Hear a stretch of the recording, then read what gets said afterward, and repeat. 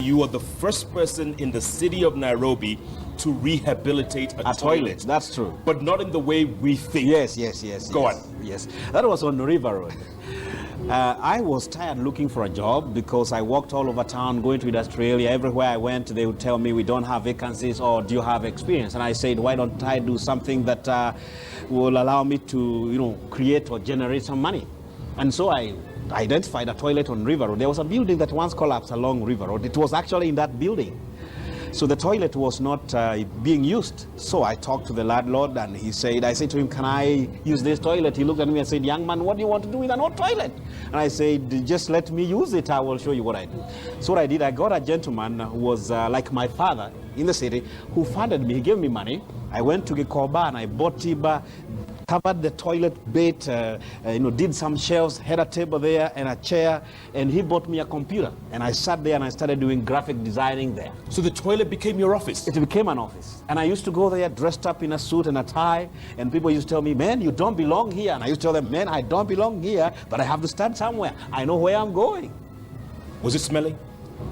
Occasionally, when there used to be a blockage with the sewer, you can imagine what used to happen in Nairobi. This happens a lot. I remember one day I woke up and I was like, oh my God, look at what has happened. But anyway, we had to survive. In stories like these, is that why you write these books, is that? If you ask me why I write books, number one is because it expresses who I am.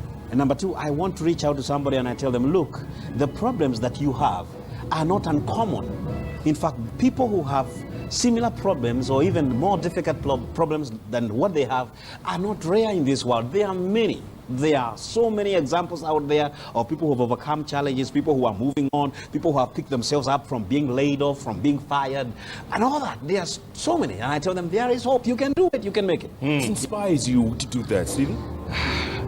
My motivation in life is really to educate people to live an optimized life. And if I have got to do that, if I put the ideas that are inspired in my mind and in my spirit, if I put them in a book will be able to go to a place that I will not be able to go. The same way this book got to you even without me knowing that my wife was doing it behind my back. Yes. You see, a book will go to places that I may not even be able. It'll travel. It will go, yes. I Want Me Back. This is a must-read, especially if you're down and out, feeling hopeless and helpless. You need that lift. You need that push. I Want Me Back could be that push for you.